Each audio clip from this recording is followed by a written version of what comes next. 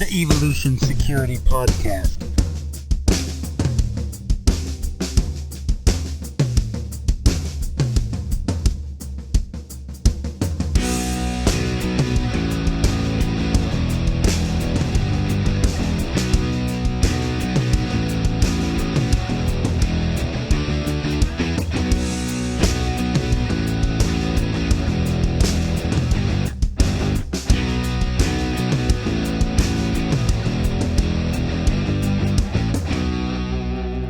Welcome to the Evolution Security Podcast, where we give you the knowledge and live training to protect yourself, your family, and your country. Our hosts are Eric Davis, Aaron Davis, and myself, Brian Schilt. This show is brought to you in part by Tenacor. Tenacor manufactures holsters and weapon retention systems that work. We suggest that you check out the Velo 4 AWIB holster. We don't only recommend it, we also use them daily. Find them at tenacor.com. That's TENICOR. Use EVOSEC at checkout for 10% off. That's EVOSEC at checkout for 10% off. Also, if you'd like to find us online, look for us on Instagram at EVOSECUSA, Facebook at EVOSECUSA, and our website, evosec.org. That's evosec.org.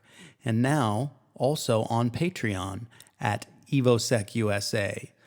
That's patreon.com/EVOSECUSA. We would love to see donations and are working on benefits for benefactors. Welcome, ladies and gentlemen, to the Evolution Security Podcast. As normal, we're going to go ahead and start the evening with a quote. I'm not taking a Jason Kelly class. Aaron Davis, EVOSEC. I told Aaron to stop being a wimp and embrace the Kelly method of hardship. We thought it'd be a little bit fun to have some comedic relief at Aaron's expense tonight. Now, all joking aside, Aaron realizes the importance of Jason's training. So I'm sure he's going to be in one of his classes here pretty soon. I've always talked Aaron into taking the tough stuff, so he'll be in there eventually, hopefully by my side the next time I train with Jason. So our audience knows that we advocate jiu-jitsu as one of the most important systems you can take for self-defense. We equally advocate wrestling as a methodology as well. It's highly effective. It's been proven throughout antiquity to be one of the best fighting systems or empty hand systems there is. So out there in the audience, if you haven't tried some wrestling, even as you've gotten older, you gotta train smartly. But seeking out guys like Jason, he combines weapons-based grappling and wrestling as well. So without further ado, let's go ahead and get to our interview this evening. Good evening, folks. This is Eric Davis. I'm here with Brian Schilt and Aaron Davis, my twin brother. We are super excited. We finally get the chance to have Jason Kelly back for his second show and our AAR with him. Jason is our second guest, so we're excited about that.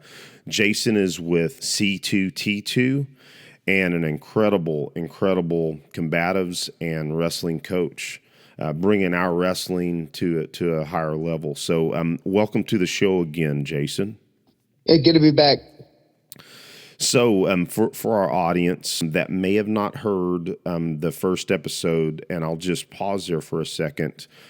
For our audience members, we see you guys going back and downloading previous episodes. So please, if you have not heard Jason's first episode, it's episode 2.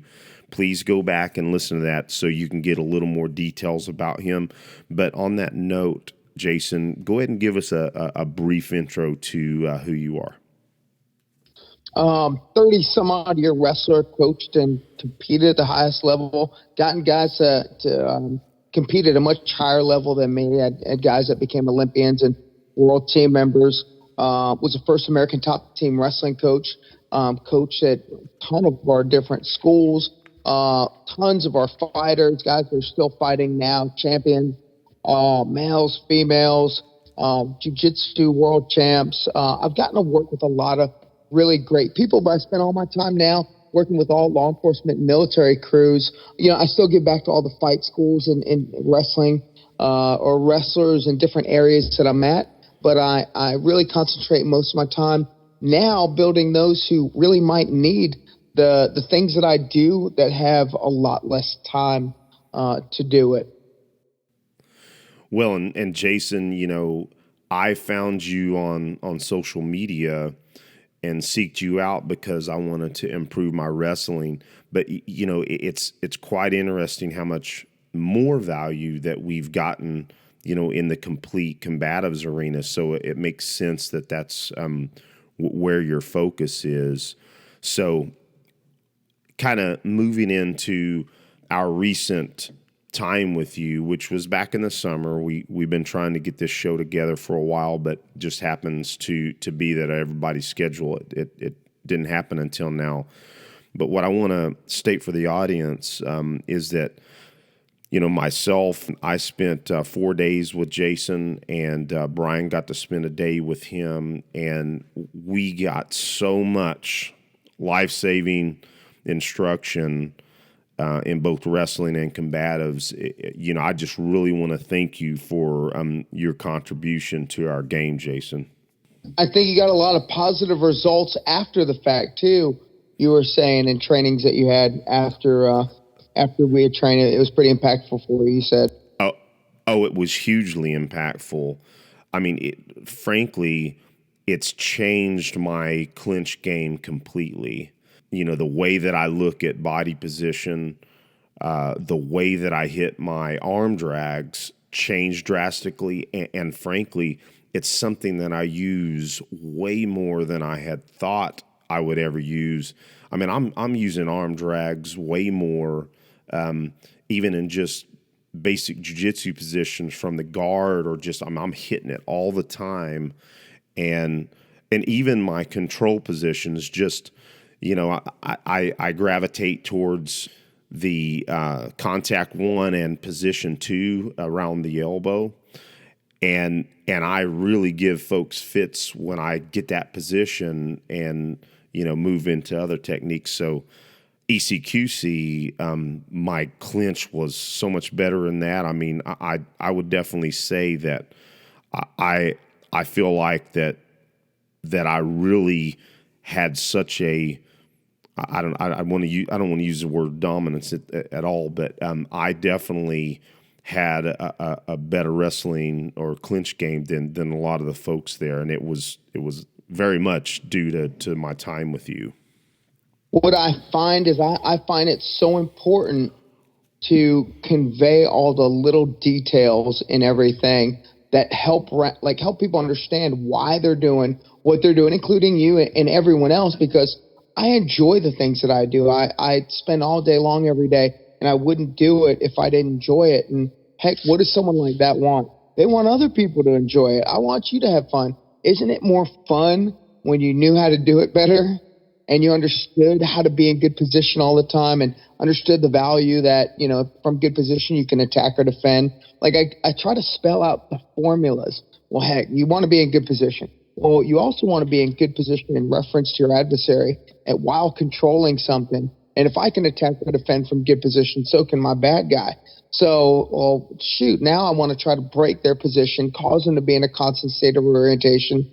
Because if I could cause you to adapt to what I'm making you do, now I'm taking away your offense.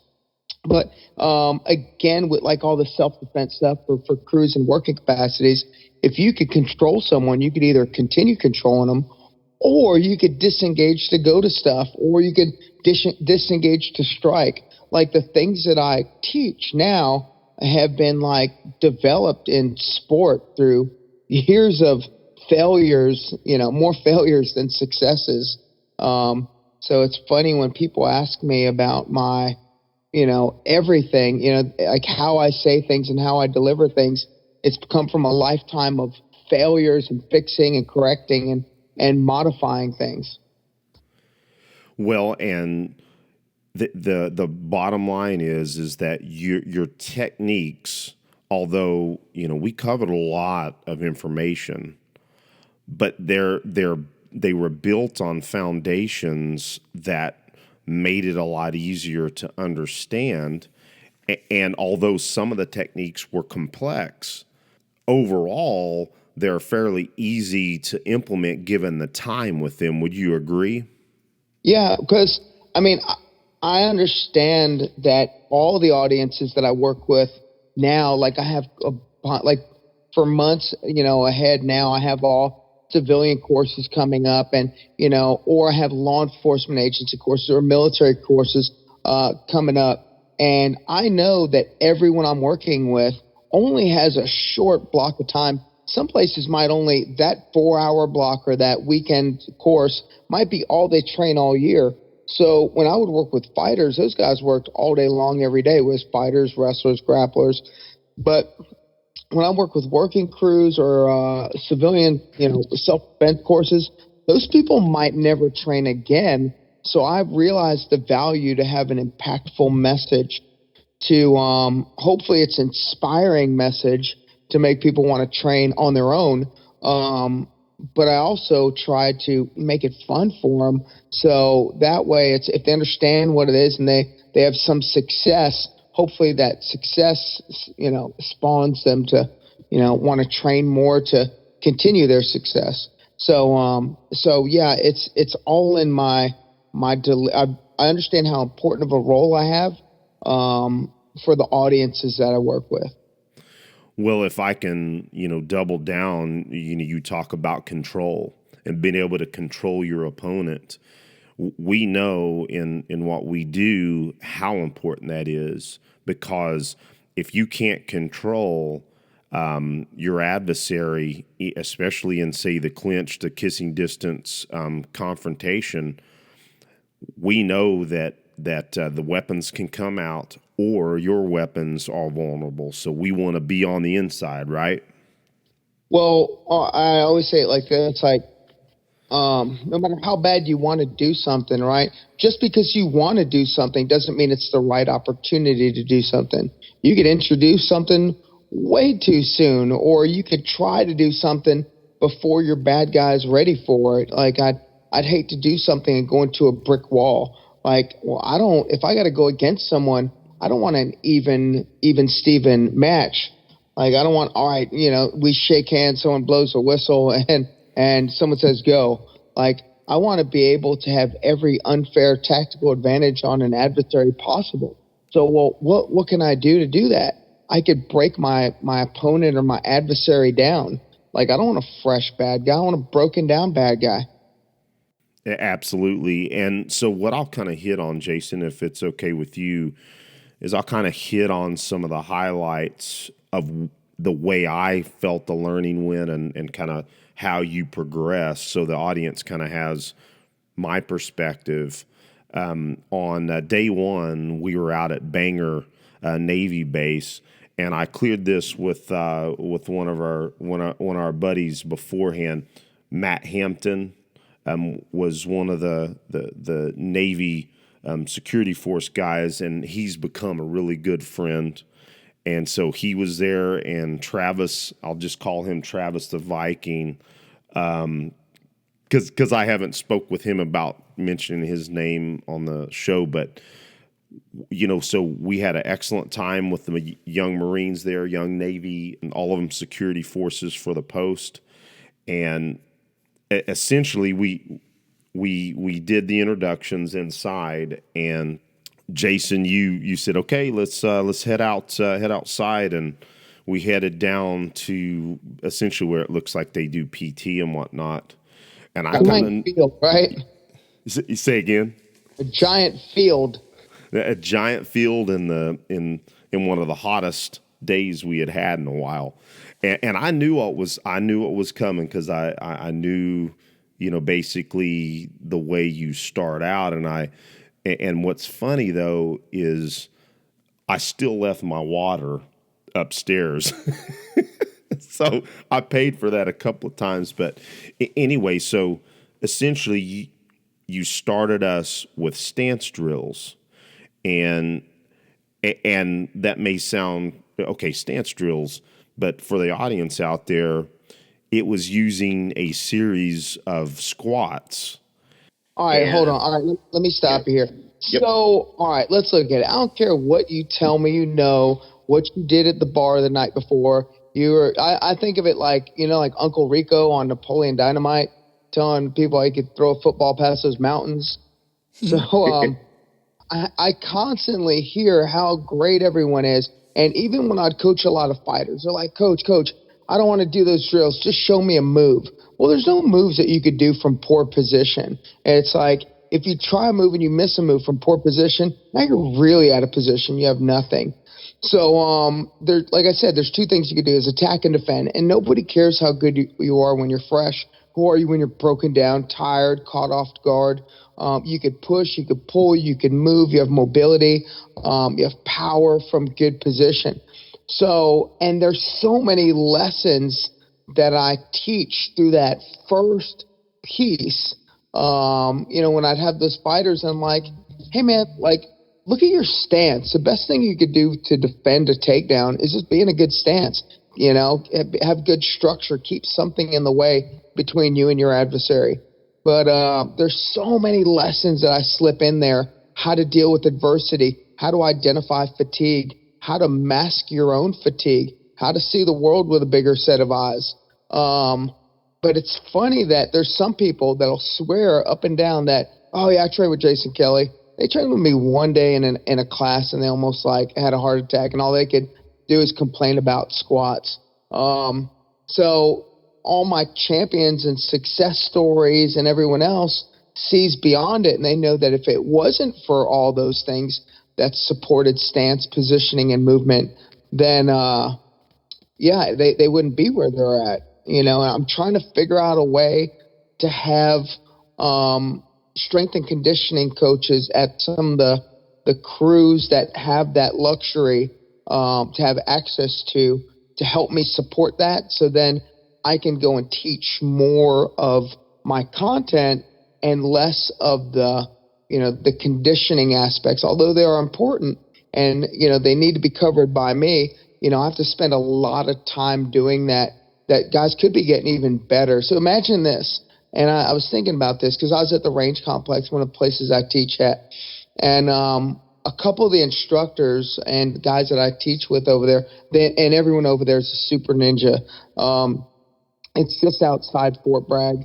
And they were telling one of the crews that they were working with, hey guys, listen, if you want to get the most out of your training with us, come with your rifles zeroed. So we don't have to spend the whole first day zeroing rifles. So now instructors got to take a 5-day course and put it in 4 days. So when you have stuff like that, it also hurts the buy-in and the retention and the confidence of people doing the things they learn in any course, whether it's mine or someone else's.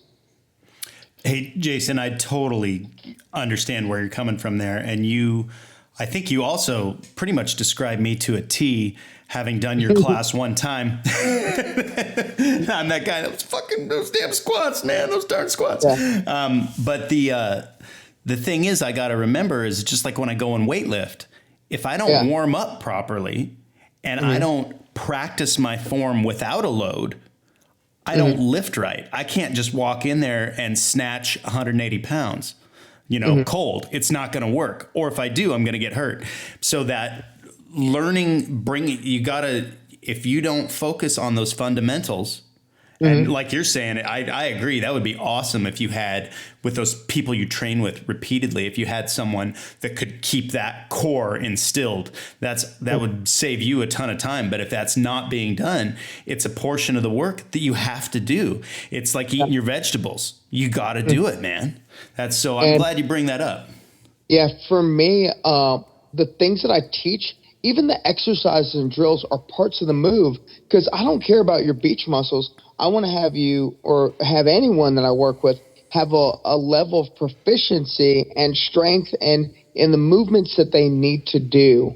I don't care if you could do exercises from 12 other sports just so you have a good beach body. I need you to be able to pull people, break someone's position, make someone carry your weight, lift someone, move fast. I need those muscles firing.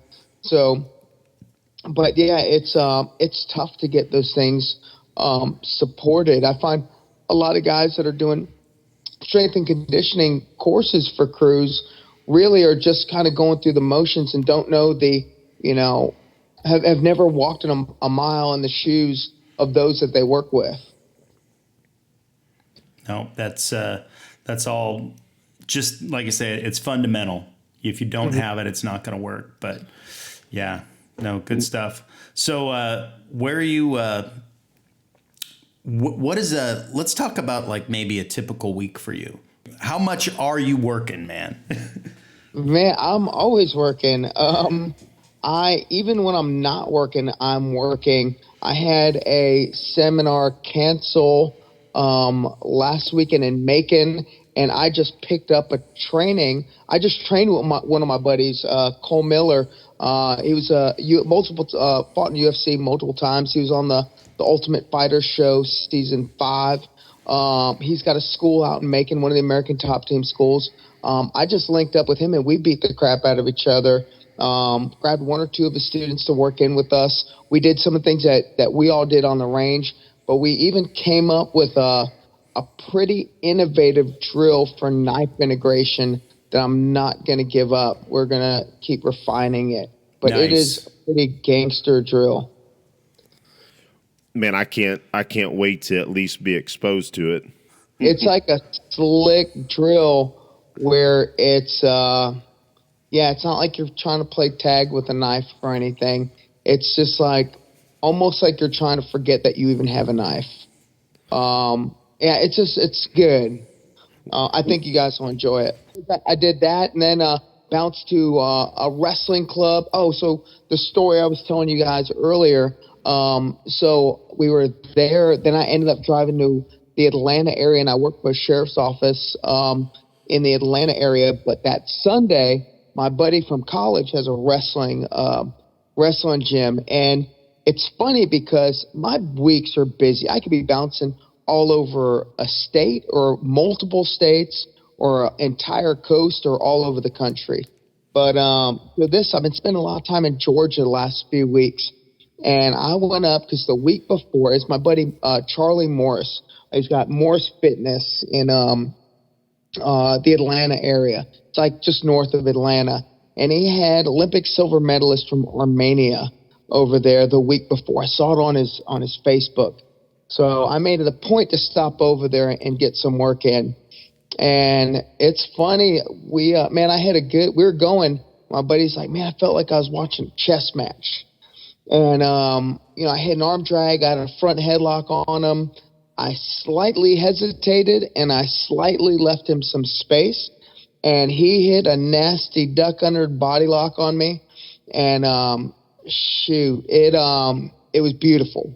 But it showed me that, I always understand that my own level isn't as sharp as it needs to be because I'm always pouring out from my glass, giving to everyone else.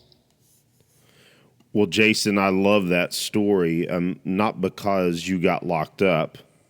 I'm like it because I got locked up too. Don't lie. Yeah. Don't lie to your audience.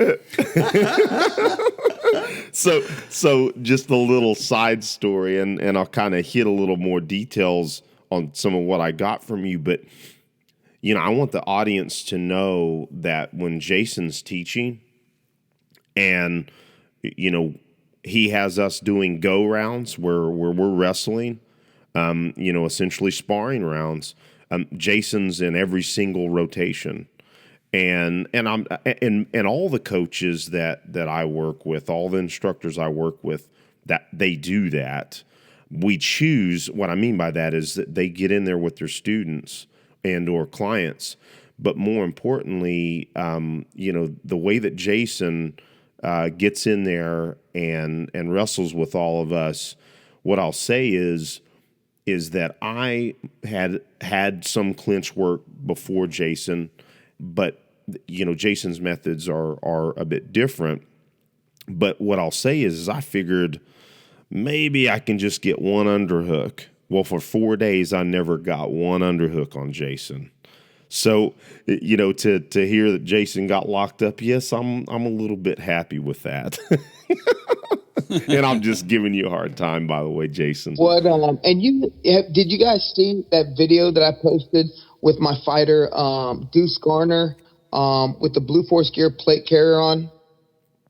I don't think I did. I'll have to look it up though. It's a good one. Like, it was just a little promo video for the carrier that I just got, because I'm building a relationship with Blue Force Gear. And anyways, they gave me all this stuff, so I was like, man, let me battle test it. Let me mess around with it, doing all pummeling, hand fighting, body locks, underhooks with Deuce. And I even explained it in this video, because I get a lot of crews that are like, oh, well, why would I ever, try to get underhooks? Why would I do this? Why would I do that? Good. And it's funny because I'm not always at places. I'm going to be gone. So for me to build up guys at, say, a department, I could build you up in the offensive and defensive aspects. It allows you to be great training partners for each other, because I should never let someone on the inside. I carry a pistol. I carry a knife. I understand that it can be very difficult for me to defend or to attack if you're around my body or around my legs. So I never let anyone on the inside, because I know that the negative consequences, or whether I have gear on or equipment on or I'm fully scaled up, that to allow someone inside, the negative consequences that could result could be life-ending or altering to me. So I don't do it in sport. I don't do it in fighting, in any aspect. So it's tough for people to understand that, because if you're inside, you're closer to all my gear, you're closer to my tools, and it could be anything. Like, everyone thinks that it is your pistol that's the worst thing, or your secondary, your sidearm for someone to get to. Probably one of the worst things also is someone getting a hold of your communications, your comms, changing channels, pulling cords out. If you're just so happen to be in a working capacity, then nobody knows where you're at. So go ahead, Jason. Sorry. No, I just had the opportunity to exploit that at one of the departments just this week. So, but go ahead. Well, that was one of the things I was going to bring up that really stuck in my mind when you explained it that way, meaning that you never just simply give up an underhook, that you're not going to give it up. And I'll just reiterate, I didn't get one, but I would hope that, one of the next times we get together, I get my one underhook, because it'll also mean I'm learning properly from you. We'll see. Maybe. But that said, I do want to hit on the way that you kind of progressed, and I can hit this quickly, I think. But when we were back at Bangor the first day, you had us do all of the stance drills, and I don't want to blow over that.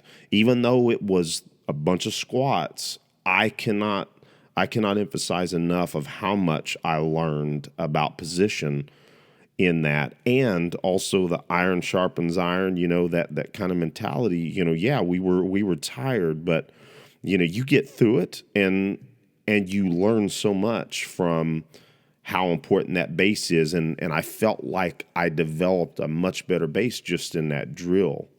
Well, physical adversity is a great opportunity to create mental strengths, and it also allows you to identify who you're working with, what type of characteristics and people you're working with. Because you see that, what are they?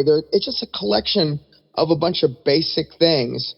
Like, I always want to be in a good stance, my head up, my back straight, my elbows in, my legs bent. I want to be in good, position in reference to my bad guy. I want to know the difference between contact and control. I want to break my bad guy's position. I want to cause them to be in a state of reorientation. Well, heck, if you want to go to a tool, I want to clear unobstructed draw stroke, good purchase on my pistol, clearing a cover garment, prepping my trigger, tracking my sights. Like, all of those alone, each individual thing is pretty easy to get. But there's just so many of them that makes it seem very overwhelming. It's like, if you don't practice them together, it's just corners and edges all over the place. When you have a good level of proficiency at all of those skill sets and smooth all the corners, it's a beautiful thing. But, all those things, like all those drills that we initially did on the field or you did between every training, not only did you do them, but I did them all with you. Absolutely. Where could you have done them at? Home. You could have done them, in your yard, at the gym. You could do them anywhere because you didn't even touch another human being. So what does that mean? It means that there's more non-fighting parts of fighting than there are fighting.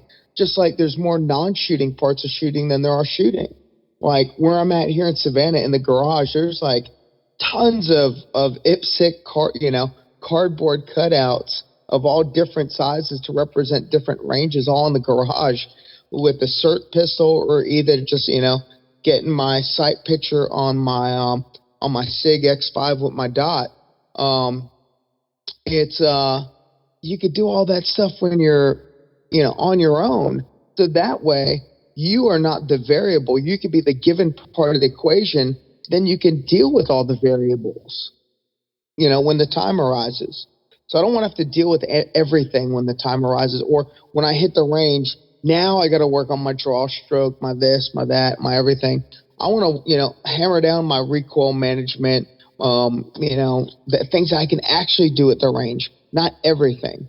Just like with fighting stuff, I shouldn't look at you and be like, all right, how's his stance? What are his intention? Where are his hands? How are his legs bent? Oh, where are my hands? Where are my legs? Yeah, is my head up? Like if I got to think about you and I got to think about me, it's like a computer trying to process way too much information, right? It's going to be way too slow. So for me, everything combatively is measured in time. And one of the biggest things is how fast can I process information? Well, and one of the best parts about your building blocks, and I won't go into too many details because I would ask the audience members to seek you out for training. But you hit it on the head that when you built upon contact to control and the three primary positions of control, and then moving into the different methods of getting into an underhook or body lock, but you built on each one of those, and between every round, between each time that you add an additional element, we then wrestled. So it helped to start that myelination process with those techniques. And you hear audience members will well, 1, 2, 3, what does that mean? So it's I showed 3 ways to hit the same darn thing. No matter what your grip is, you had one common denominator to be able to do the same thing. But I showed you 3 ways to do something on one side. But how many sides do you have? You have 6 ways, right? Because you have 2 sides. 3 plus 3 is 6. So you have 6 ways to hit the same darn thing. Instead of showing you 6 different things, now you have 6 ways, no matter what cards you're dealt with. But the way they're labeled to you, 1, 2, and 3, outside of training, that 1, 2, and 3 don't mean anything. Yeah. It's just a way for me to extract information back to check for your level of proficiency at it. Yeah, it was definitely a very ingenious way of building us up. And your arm drag, and I don't want to spend all our time on wrestling because I really want to get to your combatives piece, but definitely the arm drag series and the underhooks have paid dividends for me. So, what about your chokes? Say again now. What about the chokes? You didn't like the chokes? Oh, absolutely, because I hadn't made it to day 2 yet. Or excuse me, that was day 3. My bad. No, I'm just kidding. Actually, we'll just go ahead and hit on that since you mentioned those. I'll just say that your chokes suck, meaning they're awesome chokes, but man, they're brutal. No, it was great. Yeah, definitely. And speaking of which, and how did you get to them? Say again. How did you get to them? From the same way that you got the arm drags? Absolutely. It all goes together seamless, not like a bunch of pieces and parts. Yeah, and even though we didn't hit on a lot of takedowns, you do the same exact thing for your takedowns. As far as what you're teaching, all those awesome the fighters and the kids and college guys in wrestling. So I'm looking forward to getting some of that next time. But speaking of which, I just really want to hit back on Matt. I mean, Matt spent so much time with you and I. I mean, he was on day 3 with us at the jiu-jitsu gym, and I mean, just getting after it. So He also acquired one of my slings, but it's all right because I got a bunch of blue force gear slings now. Awesome. I think he sent me pictures of the sling that he acquired. That was mine. Oh, really? I left it on one of their rifles in their shooting simulator. It was pretty funny. Oh, that's right. I do remember that now. I remember seeing him. That's called a training trophy. That's Yep. He has a training trophy now for sure. Well, and let's kind of move on to that because Jason, your combatives instruction is world class as well, and that will kind of start segueing into bringing Brian into the conversation. Because I don't want to dominate the interview, but I just also reiterate that your weapons instruction that we had on day 4 was excellent as well. And I will say this, I'll just say this from the beginning. Some of those pistol drills, they were extremely challenging mentally, and I really, really appreciated that piece. So we can hit a little more on that here in a bit, but Brian, I want to bring you in and let you kind of AAR your experience that day. Number one, I had no idea what I was signing up for. I knew neither did you recruited in there. Yeah, a couple of my friends were there, and one did better than the other.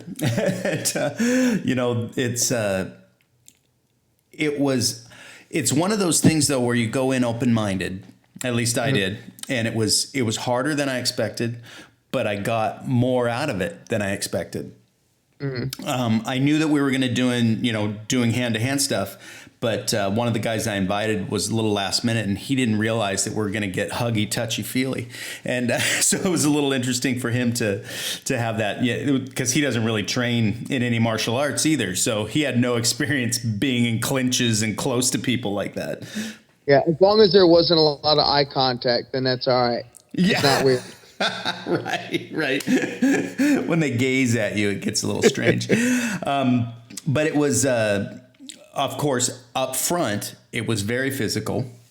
And I think that that's important too, because it also, in other disciplines and other trainings that I've been to, I'm not saying that you're beat up, but you're not, you've been kind of conditioned a little. You've been suppressed a little bit. So we've taken a little bit of maybe the fight out of you, because so you're probably a lot more prone to listen than to try and show off at that point. And that's really what I found in the next, couple hours there was the drilling that we did was important to learn the form, the function, and the method. And it was not important to do it with an incredible amount of strength or power. It was more important to learn how to do it properly. And then we kind of went at it and did it with a little more, a little less consensualness, I guess I would say, and that was very cool. And of course, then we also wrapped a little bit of the firearms part in at the end, but it was, like Eric was talking about earlier, one of the biggest things I took away from that was getting control of someone's arm and how little they can use it if you keep it extended. Because that was something I was not previously exposed to. I'd had some experience in just, clinching and working close with people, or maybe doing a little groundwork, but that in staying and intending to move to a position where you have control of them and can gain control of a weapon is huge. And that is something that I had never trained in before. I'd done all kinds of things where you push away, run away, draw, fire, whatever. But this was really the first time I had done something where it was close physical contact, and the intent was to put that person in either a submissive state or in a state where you could control them into a position where you could use a weapon. So that was really cool. So if you think about it, right, like a lot of the audience is probably very self-defense minded, right? Mm-hmm. And number one, I always look at it like, well, heck, I mean, I grapple. I love grappling. I train at grappling schools all over the country and get to help out and work with crews and show them different things and pick up different things. But heck, if I'm in a real life environment, I'd rather be able to stay on my feet for a longer period of time, and especially if I have any kind of tools on me.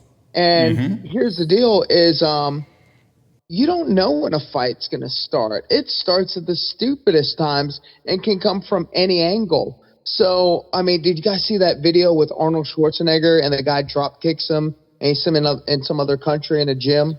Oh, absolutely. Yeah. Did see that. He didn't even know that the guy drop kicked him.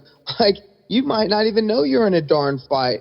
So if you can understand how to control someone, what else does that give you? It gives you time to process information. Still, if you stick to keeping my head, the side that I'm controlling, and my foot, all three on the same side, I'm now away from their free hand. So it gives me a minute to buy time.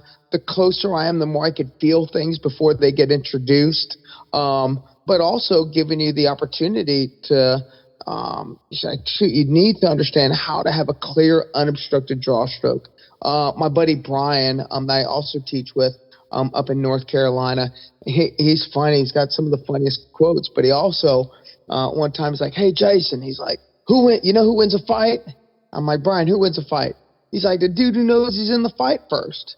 So if you could control someone and you took all the space away, like, I'd rather start something from being closer, from you not being able to see what I'm doing. I want you to start defending once I've already started my attack, not already defending at the same time I start my attack, because then it's like 50-50. It's I had a friend, right, and they were a lawyer, and I was like, "Hey, what kind of cases do you take?" And this person had like a 3-story house, fancy Porsche with fancy wheels and souped up engine, and I was like, "Hey, what kind of cases do you take?" And they're like, "Well, the ones I know I'm going to win." They want better odds, and fighting wise, what do you want? You want those good odds. So if you could control someone from a good position and start a move before they know you started it, that's ultimately what you want. And that's kind of where that leads you to. Right, Brian? No, absolutely. And there's even in the fight, and I mean, I can relate this to rolling at Jits the other night.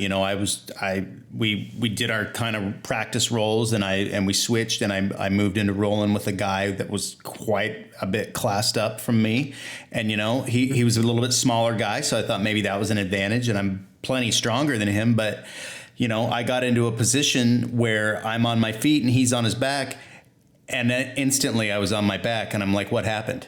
And I did not see that coming. Now, that's another thing, though, that about doing these drills and doing any type of training is learning that those types of attacks and those types of things are coming. And again, a lot of the training we do, we're assuming that we're going to be working against an unskilled opponent. And that's not always the case. But we hope that the training is what's going to give us that edge, because that's definitely having known moves, known abilities, and known takedowns or tie-ups is what's going to make the difference between you and a guy who just thinks he's going to swing or going to, muscle you. Think of it like this. If you can control someone and take all the space away, like, it takes away a lot of the variables. It put you out of striking range. Like, the Army spells it out perfect, that there's projectile range, striking range, and grappling range standing and on the ground. So it's like, windows open and close, so you have to adapt to the position that you're in. Like, if I was wrestling, I'm not going to have the same stance as I would be if I was within striking range. So knowing your ranges and having a level of proficiency at it. But what I find is there's so many people that are enthusiasts to all these different things that at first everyone tries to do what things look like. And then after the investment of time, and hopefully, people get to that point in the journey where they've put in the time, they start to realize that it's a lot different than what they thought it was. You start to, through the investment in time and reps, you get to really, find out that things were never what you originally thought they were. Oh yeah. Like fighting, like, oh, I'm going to go get pumped up. Or you watch a kids tournament with parents that never trained, and they're in the audience yelling at their kid, get mad, get pumped up. and it's like they're stuck in like an 80s movie where they listen to some heavy metal, slap themselves in the face and get angry and get out there. And it's like, well, heck, I make better decisions when I'm calm. Like, I try to cause other people to not be calm. I always joke around because, I have to usually make people do pretty difficult things, and I have to battle their ego. And it's not like their ego versus, me versus them. It's usually their ego versus what they thought they could do, or what they thought they were capable of, or how they thought other people thought of them. And it's funny because, yeah, one of the things that I always say is me trying to where was I going here? Think of it like this. Like, I'm always trying to make people make bad decisions, right? So think of it like this. So I have to be funny. So when I'm funny and entertaining, it makes things a lot easier. So one of the things I always say is, hey guys, like, why do guys go to the bar at 4 a.m? And I'm going to ask you guys right now, why do guys go to bar at 4 or 5 a.m? Exactly. Yep. Exactly. The pickings are easier.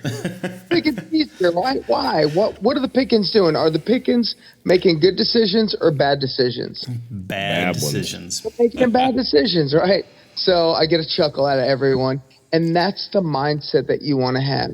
You want to cause people to make bad decisions while you're still calm. Yeah, no, one of the gals I train with, I will, like, if we roll together, I'll use less pressure because I'm much stronger than her and I weigh more than her. And when she goes to make a move, she'll become aggressive and flail when she breaks loose. And I have to keep reminding her, it's like, I will let you make the move because I want you to do it properly. But when you scramble and kick and flail, all you're doing is making yourself tired, and you're making it easier for me to take advantage of. You're leaving yourself open when you do that. And that's this training, like where you were kind of hinting on, is if we expose ourselves to this real life pressure, real life being held down and being this, the bad guy in the scenario, for example, then we actually have experienced that versus, man, I carry every day and I got a knife and I got a tourniquet, and man, when this happens, I'm going to be ready. It's like, well, what training have you done? Well, I have a gun. Well, buying a gun does not equal training. And that's where I think one of the things we really want to, smash home to our listeners is, if you're not out seeking these things, you are not ready. And I'm not even sure you should carry if you haven't done these things, Granted, I don't want to discourage it, but it's get training. And without totally going into all the drills, from what did you do? We were going at the end, going from a combative drill to break in position to stepping off line, right? Breaking contact so you had enough space, right? Yep. To a direction that you were able to then create movement to then to have a clear unobstructed draw stroke to then engage targets in a sequence. And those sequences started getting more and more complicated. And so did the moves that I was asking you to do. So you had a lot of cognitive thinking drills that you had to do. And how accurate did your shooting get? Was it more or less accurate once you started adding all that stuff? Oh yeah, it definitely started to degrade. It's, and that's where, just like you're saying, the calmer I can be, the better decision making I'm going to have. If I'm just rage, anger, I'm not going to make good decisions, man. And I'm not going to shoot accurately. I might mess up my draw. I might draw too soon, and I think that's one of the huge takeaways is, I knew this aspect, but when we have lost that, as you said, that projectile distance, once that projectile distance is lost, drawing is not the right choice, at least not at that moment. Mm-hmm. Yeah. Because you're going to get your hand on my gun quicker than I can deploy it properly. And here's Brian, the thing, that guy might not know you have a gun. Correct. No reason to bring that to his attention any sooner than is absolutely necessary. I'm a big believer that not every temporary problem needs a permanent solution. True. Well, Brian, if I can add an example to what both you and Jason were just talking about, drawing early is obviously it can get you killed on the street. Now, luckily, this was just in a scenario or with simunitions, and it was one of my first foursome force courses, and frankly, I got to a position where I thought I could get to my gun and deployed. It was against two people at once. And man, I did not have control, Jason. And I drew my pistol early, and I spent the rest of the fight fighting for my gun. And again, not real world, but it was real enough that it stuck with me ever since. Mm-hmm. Good. So, Jason, we're starting to get up on the tail end here. We definitely spoke on a lot of things. I think maybe Aaron would like to move this in a slightly different direction. Jason, it's good to have you on the show again, and I've been hanging out here listening to a lot of great info on your training, and I'll tell you what, it sounds like I did miss out on a lot of great training when you were up there with Eric and Brian. So next time they bring you out, I'm going to have to man up and do some squats too. Do the squats on your own, so then you just come and learn technique. I know. Nice. That's just a big topic, I know. Well, hey, real quick, now, we really like to get some information out that a lot of guys that follow you would not know. What is it that you like to do and enjoy when you can get away from all this training and such? I mean, we all like to learn how to get harder to kill, but I mean, sometimes you got to get away from it from time to time. So what do you enjoy, buddy? Look, I'm the guy that turned the things that I enjoy into what I do. So I pretty much am on vacation all the time. Probably the hardest part is finding new business. So I got a bunch of courses coming up, but that's probably just scheduling things is the hardest thing for me. My life's a dream. I get to hang out with great people, have relationships with great people, great companies, great supporters. Everywhere I go, it's just building new crews that I enjoy working with, who at a handful of people at every place become great friends for me. That we get to just whenever I'm in that city, I get to just spend great quality time and in far off cities and don't feel like I'm on the road. That's awesome. Shoot, I like to fight. I like to wrestle. I like to, it's funny if you think of like a dating site or something. Well, like most of the girls now, like I like long walks on the beach. I like to go to dinner. I like to go to the mall, the movies. Yeah, everybody likes to do all that stuff. I like to do all that stuff too. But I really get to do the things that I enjoy all day long, every day. And I think that's what makes me, I'm like the full-time guy in what I do, because I think that makes it the things that I teach are actually things that I live all day long, every day.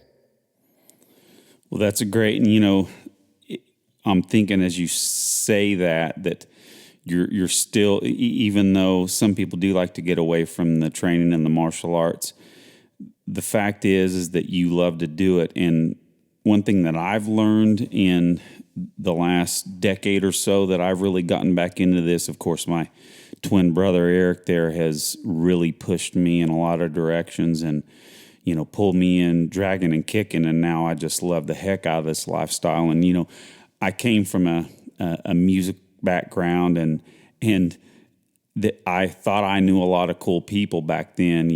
Some famous people, some not so famous people, just amazing friends to hang out with and make music with. But I'll tell you what, I have found the coolest people in the world to get to hang out with and spend time with are the people that can kick your ass and outshoot you. So that sounds good to me, a good way to spend your time. I think the best people are just people that spend a lot of time embracing the things that they do. When I coached at the World Championship, two of my buddies that were on the Brazilian Wrestling Olympic Committee, everywhere they would go, they would always ask for the best. What is the best steak you have? What is the best wine that's here? What is the best this? What is the best that? And I was like, dang, that's, there's so much. And then also when you hang around with other people that are the best at what they do, there's so much to learn because we have so many parallel things that, I don't look to hang out with just guys that fight or shoot. I'm looking for people to just successful at what they do because we parallel each other in so many different ways, just took different paths to it. Well, one more question along these lines. Now, just picture this. Let's say you're driving in a Porsche 911 Turbo, and you've got the target top off. If those come in those, I can't remember, and you've got the stereo cranked. What kind of music are you running? Shoot, I'm not as much of a music guy as you are. I knew this music question was coming, and I didn't even prepare for it. You don't have to name anything specific, man. Just He's probably got the Evolution Security podcast on. I've been listening to a lot of country, so that's awesome. I'll tell you what, I used to despise country. And then I discovered Brad Paisley, and now I crank the heck out of Brad Paisley, right after I listen to some Metallica or something else like that. Good deal. Well, it was good talking to you guys. If you guys don't mind, I have a bunch of courses coming up, even in the one I have. I don't know when this airs, but I have courses at 511 through a company called Vega that sponsors me, Vega Holsters. So I frequently, I live in South Florida, but I'm never there anymore. So I do pop in from time to time. So I teach at both 511 stores in Broward or Fort Lauderdale, Miami. Things going on at Blue Forest Gear, as well as another company called Green Ops, teaching out in Virginia, February 29th and March 1st. And, anybody that, obviously you'll have my links for my Instagram and Facebook. That always has all my scheduling stuff on there. Well, Jason, you just made it easier on me because you segued right into what I was about to ask you to go ahead and provide your next courses so folks can find you. So that was perfect. So good. Yeah, I have a bunch of law enforcement and military stuff coming up all over the place and waiting for a couple things to be finalized. But one of them is actually back in that area. Between Army stuff and Navy Marine stuff. So Brian will definitely have to get a round 2 in. Nice. Guilty. Yeah, I look forward to hearing about that. One of my new things that I've been sending out to buddies that before I train with them, I'll send them a YouTube video of the Jaws theme song or the Purge alarm song. That's awesome. That's great.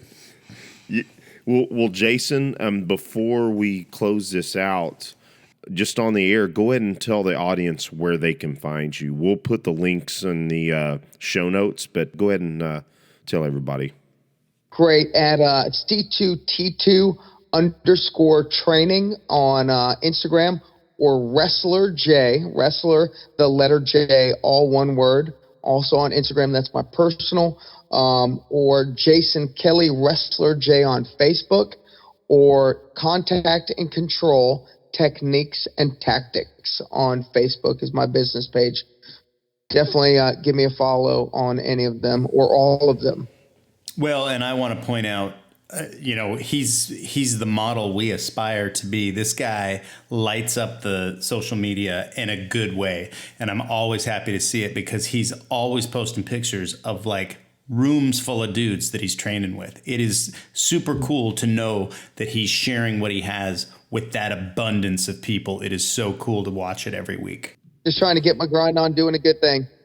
Well, Jason, I want the audience to know and seek you out because, what you have to offer is life-changing. I'm not trying to overemphasize that, but it truthfully is. And we certainly appreciate your instruction as a coach. And I'm glad that I seeked you out because every opportunity we're going to seek you out. And I think I spoke with you not too long ago that I'm going to be moving closer to you, which I'm honestly really excited about because I know I'm going to get to train with you that much more. Yep. And then, I have courses actually at the Range Complex, March 14th and 15th, and 2 other times throughout the year as well. So that's probably where I'm going to be running into you. I'd say that that's highly likely. So with that said, I think we're going to say good night. This was an excellent time hanging out with all of you, and we definitely really appreciate you coming on the show again, Jason. Good deal. Thanks for having me. So with that said, until next time, we'll go ahead and close it out for the evening. Take care. Well, okay. Awesome interview with Jason. It's really good to have him back, and I'll tell you, based on, of course, Eric's ribbing of me at the beginning, I definitely look forward to manning up and taking one of his classes with Eric. Again, hopefully with Eric, that'll be a great time. Well, so we're now at the point in time, one of our favorite points of the show, which is our weekly accountability. Okay, I'll go ahead and start with my exercise since that's actually the most embarrassing part of my accountability here. So, and guys, I know you're probably going to remind me that I need to step it up. The audience is probably used to hearing me talk about how crazy my schedule is with work and my gigs. So the thing that had to give basically was my heavy workouts. I'm squeezing in some time every day to get as many push-ups as I can and do a handful of ab workouts so that, again, that I keep that strength up and get my heart rate up a little bit. But again, I'm embarrassed to see what you guys have this week because I know you're going to stomp me there. Now, I did make a JIT session this week, which I was really glad because work has kept me real late and I kept missing the sessions that I was planning to get to. Again, lucky to work with some of my family members often, which this week I got to work with my 13-year-old son, and that's always a great time, getting to spend that time with him and work with him because he's a great partner. Now, I did hit another IDPA match, and this was a pretty neat one. Oh, and by the way, when you shoot 2 guns and run around with a bunch of gear, actually, IDPA matches, I actually burn quite a few calories, which is nice. So there's a little hint of exercise in there. But this is a different type of match. If you're much into IDPA, you may have heard of what's called a postal match. All the clubs in the country, or at least most of them, will shoot the exact same set of stages, and it's essentially a national match, which is pretty neat. Now, due to that, they were definitely some difficult stages, and my scores definitely reflected that, especially in my concealed carry division where I'm shooting my 19, which this really made me realize I have to shoot that gun a lot more. I mean, it's the one that I carry, but I'm having a hard time being consistent with it.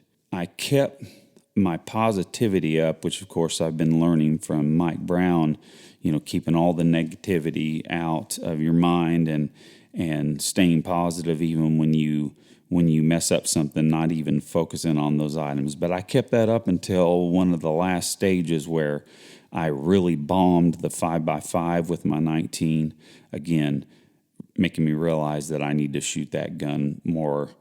And now, all in all, I did actually place fairly well with my ESP gun, my Glock 17, so I was at least happy with that. Obviously, the stages were difficult for everybody because I still ranked about as high as I do, maybe a little bit less than I normally do. So for my range session this week, I went ahead and brought my 19, which I'm usually shooting my favorite training gun, my 17. But the 19 was my problem pistol in that IDPA match. For some reason, I'm not waiting for the front sight to settle enough, so I'm shooting high. So I really needed to work on that. So I started out the session with the drill of the week. I'll cover that in a second. But I worked a lot on my strong hand only and support hand only shooting, because I'll tell you this, the support hand only shooting is where I drop my scores and overall standing in the match. So I really need to work on those a lot more. I found, and I'm experimenting with, sinking more trigger finger as I'm squeezing that pistol about as hard as I can up into the point to where I get it shaking. But that has proven a lot better, but I still need to work that support hand only again. So for the drill of the week, of course, this was the EvoSec transition drill, which actually was a lot of fun. I'm glad we put that together. So in the drawing sessions, I was drawing from concealment in appendix as I carry every day. As always, I went ahead and ran it 3 times, and actually I ran this cold the first out of the gate so I could get some decent feedback on how I would run that. My first time around, I had 1 point down, and that took me to 824. The second time, I had 2 points down, and that brought me to 9.03. Now on the third one, I had again 1 point down, and this was my best run at 813. Now again, this is a great drill. Eric had a great sense in how he put this together, so I was happy to do it. I'm looking forward to doing this drill again, and we need to set some standards on this since it's basically a new drill, and I'm thinking we might use this in some of our classes. Okay, so that is what I got done this week. Ryan, hey, you want to go ahead and go next, buddy? Thanks, Aaron. Man, I got a lot to talk about this week. I'll try to keep this brief, but I'll just start out with my 2 and 2. I did get to 2 CrossFit classes, 2 barbell lifting classes, and I did make it to jiu-jitsu twice this week as well. So that seems to be kind of the mark where I'm going to be able to manage my time and still, live life, because I was being a little more aggressive on how many of those I wanted to get to. But I also have to realize that I have other things in my life I need to do. So I've been pretty happy about that, though, because I feel like I'm getting somewhere in all 3 of those endeavors doing that. I'm probably going to, at some point here, roll back on one of them and push a little harder to focus on one of them alone. But right now, that seems to be working. And one of the cool things that happened this week is I talked to a couple people at the CrossFit gym about jiu-jitsu, and a couple of them want to come and try it out. So looks like I'm going to be seeing a few of them in there in the gym as well. So I'm looking forward to that.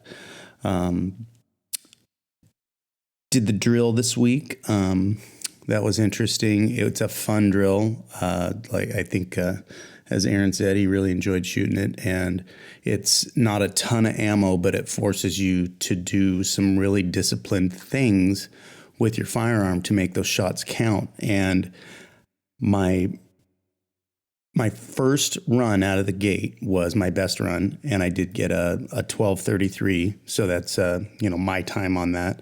Again, I was drawing from concealment, and I was using my SIG 365. So I'm using my real, everyday carry weapon, which is, I think, important for us to do. A lot of people train and practice with something else and don't use, I use other guns too. I train with other guns, but it was neat to do it with that and actually feel like I had a decent grasp of what was going on there. But the additional times that I shot it, I tried to push myself every time. And of course, I dropped shots every time. So I just went ahead and rolled with that first score, but pretty cool stuff. A couple dry fire sessions as well. But the real big deal this week, because I think this goes on right along with learning and enhancing your knowledge. I went to see Jocko live in Seattle, and that was spectacular. Man, that guy's a powerhouse. I mean, I don't want to just sit here and fanboy out, but the fact that he's willing to do what he does, take it on the road, and do that to help other people is so apparent in what he's doing.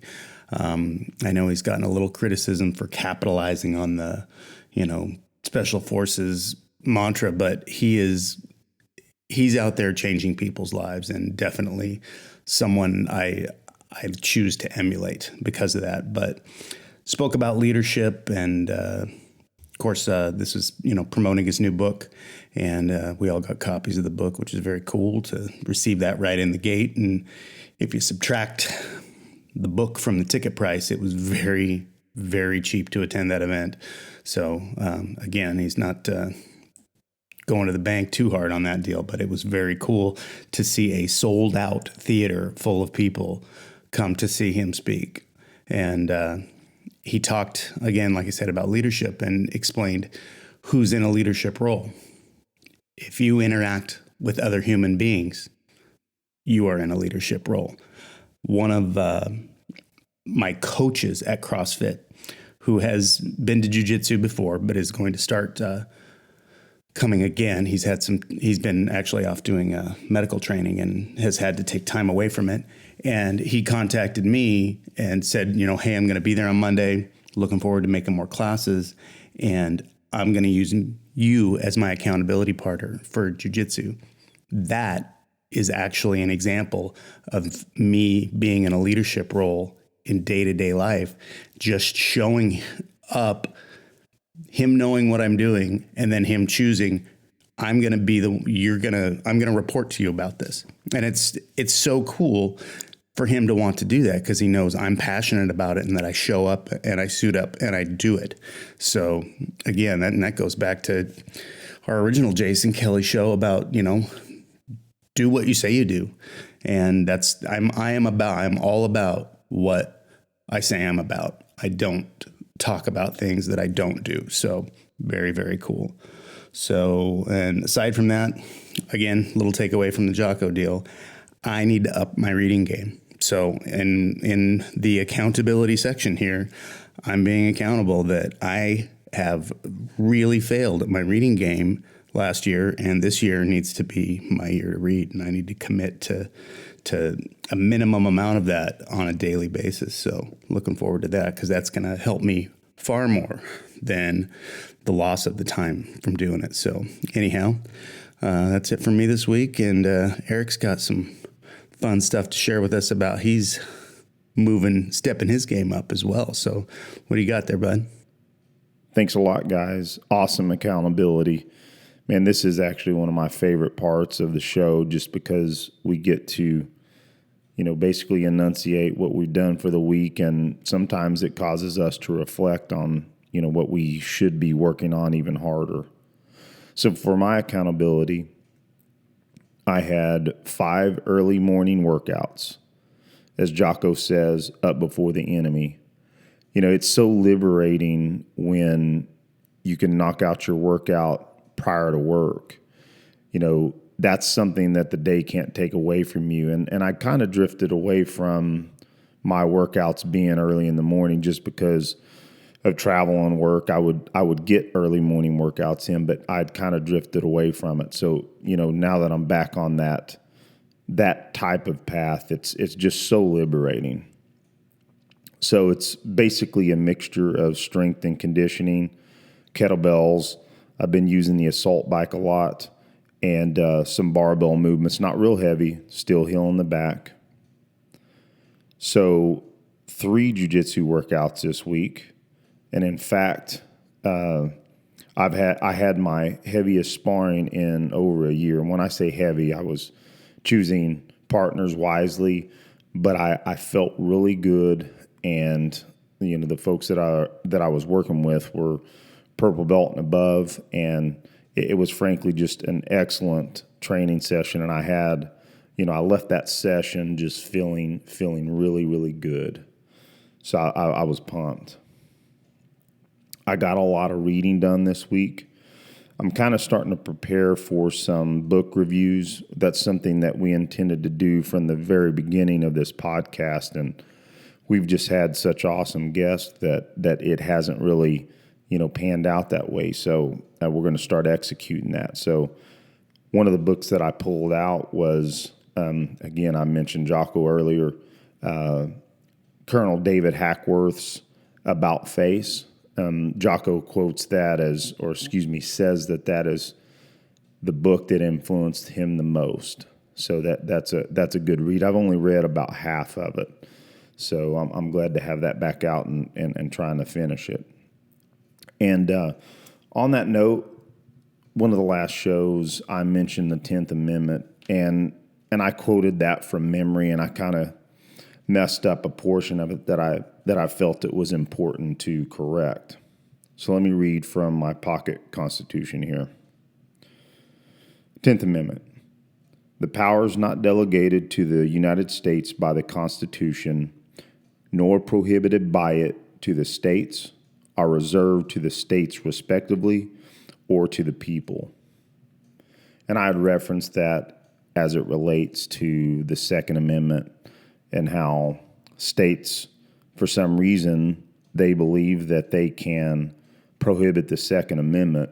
And I believe that amendment restricts the states from messing with anything prior to the 10th Amendment and frankly, anything that is guaranteed a God-given right. So I just wanted to clarify that because I thought that was real important. I said municipality. It was people. That was just a little bit of a brain lapse on my part. Moving on to the drill of the week. This drill is at 5 yards on an IDPA target. This is a 4-string drill. String 1, from concealment on the buzzer, you're going to sidestep and draw and fire 3 rounds to the chest. String 2, step the opposite direction, draw and fire 3 rounds to the chest. String 3, sidestep to the left again, draw and fire 3 rounds to the chest and 1 to the head. String 4, sidestep to the right, 3 rounds to the chest, and 1 to the head. So this is a raw time drill plus points down, so total all 4 strings, and add any points down, a second per point down. So if you got 5 points down, you add 5 seconds to your raw time. Let's get out there and shoot it, and we'll talk about accountability on the drill the next week or the next 2 weeks. With that said, thank you so much for joining us tonight. We really appreciate your support. Please go out and share our podcast on whatever platform that you use, or just send folks the raw Libsyn feed. And, we're just trying to get as many people out there listening as possible. And if you feel like supporting us on Patreon, please do so as well. Thanks a lot. Stay safe and have a good evening.